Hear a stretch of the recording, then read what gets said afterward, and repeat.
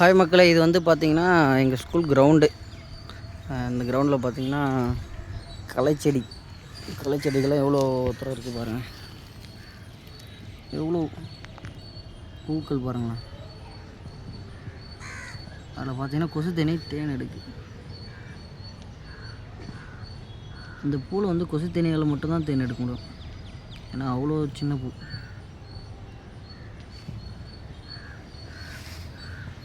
ஒன்றும் இல்லை, ரெண்டு இல்லை, ஃபுல்லாகவே கொசு தேனை எடுத்துகிட்டு இருக்கீங்க. கொத்தாக எடுக்கு. இந்த மலையில் முளைச்ச செடியில் பாருங்கள், குட்டி குட்டி பூ, எவ்வளோ பூ பாருங்கள். நம்மளுக்கு தெரியாது, ஒரு சின்ன பூ.